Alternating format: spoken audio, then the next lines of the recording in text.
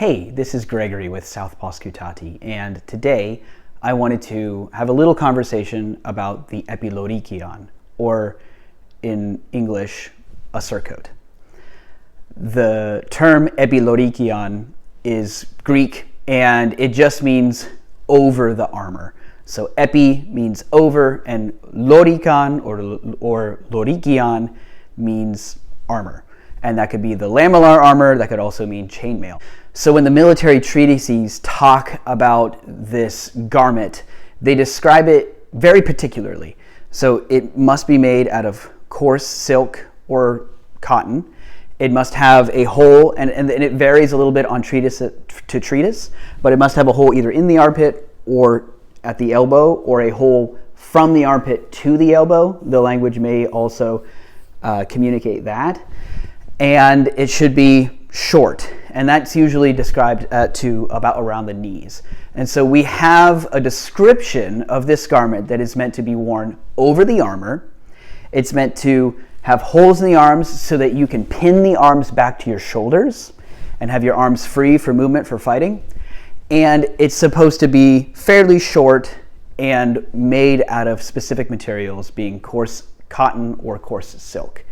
Where some of the debate gets in is, was it a protective garment? There are some historians who have gone down the road of turning this into a padded garment.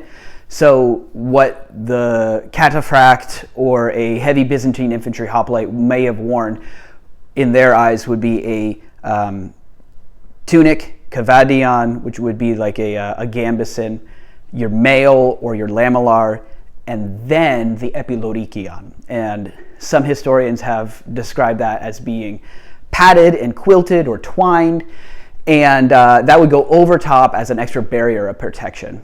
Now, in all of the reading that I've done for all of these military manuals, it's never described as a protective garment. It's merely described as something that you wear over your armor. What that has led me to conclude is that it's just a surcoat. There's some evidence of the Crusaders when they came into contact with Byzantium in the Near East in the 11th century, late 11th century, 12th century, of them coming back with this tradition or use of surcoats. And it seems to be that the Epilorikion is a Byzantine surcoat. This is my rendition of it. Some of the texts just literally translate this garment as a tunic. And so I've chosen to reconstruct this garment as a tunic.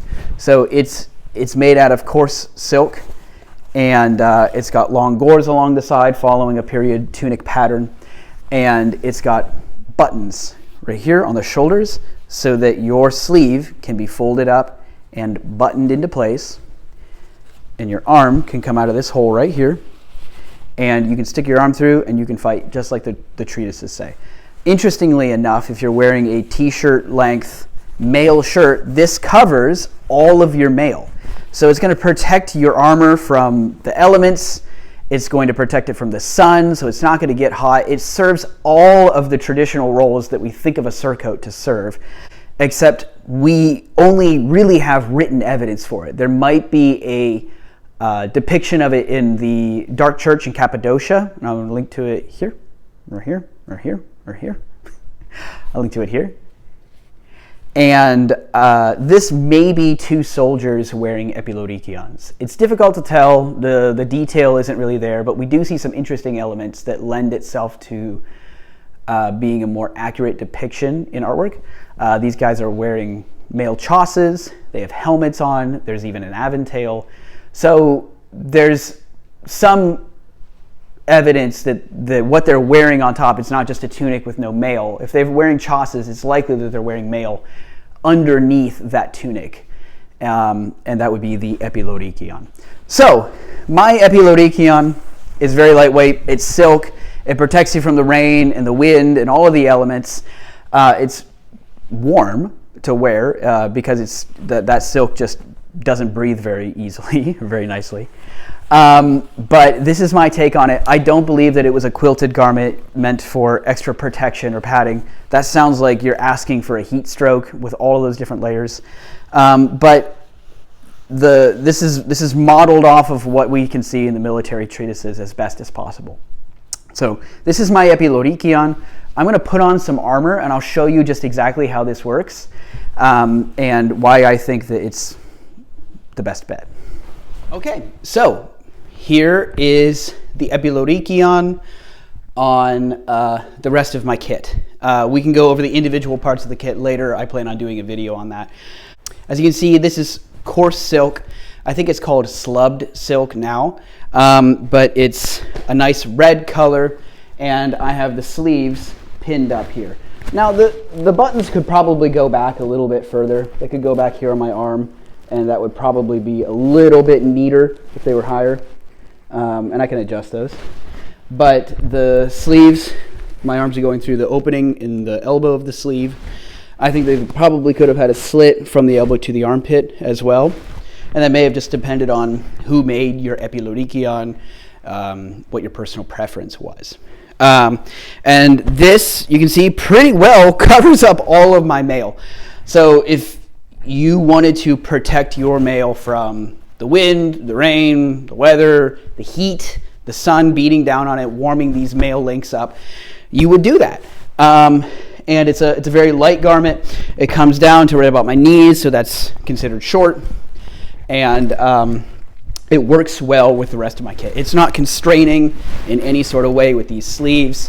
They did do away with them later on, and it's unknown whether that was a fashion thing or if it was something else.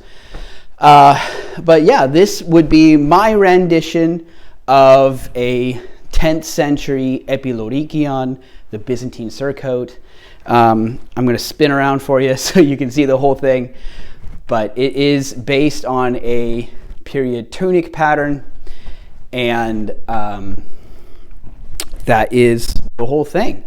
It's a more simplified garment than what I think others are making it out to be, and it's great. It's great for a surcoat.